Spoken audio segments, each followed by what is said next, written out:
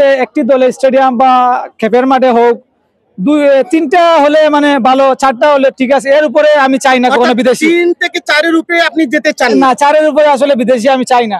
খুব একটা ডিফেন্ডাররা man of the match হয় না, কিন্তু মাঝে মধ্যে দারুণ কিছু করেন দলের জন্য। ম্যান অফ দ্য ম্যাচের মোমেন্টামটা তাদের দিকে যায়। ডিফেন্ডার অঙ্গন থেকে ম্যান অফ দ্য ম্যাচ কেমন লাগছে?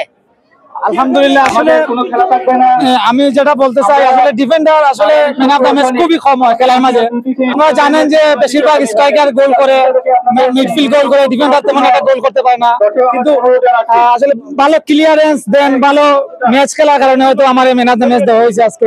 ইনশাআল্লাহ আমি খুব খুশি আজকে ম্যান অফ দ্য ম্যাচ। তিনজন বিদেশি, প্রতিপক্ষে কোনো বিদেশি খেলোয়াড় ছিল না, এটা অ্যাডভান্টেজ ছিল কিনা আপনার দলের জন্য? এবং চূড়ান্ত ম্যাচে গোল না হওয়ার কারণ কি ব্যাখ্যা করবেন?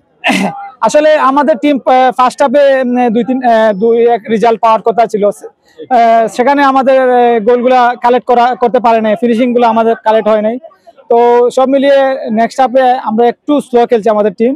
তো বিদেশি অ্যাডভান্টেজটা হচ্ছে স্টেডিয়াম গ্রাউন্ড ভালো, তো এখানে আসলে বিদেশিরা পারফরমেন্স অত্যন্ত ভালো করেছে। আমাদের টিমের যে বিদেশি টিমটা ছিল আসলে ওরা অনেক পরিশ্রম করেছে, প্লাস আমরাও সাপোর্ট দিছি, এর কারণে আসলে ম্যাচটা আমরা আসলে দর্শক প্রিয় একটা মাঠ, এখানে অনেক দর্শক হয়।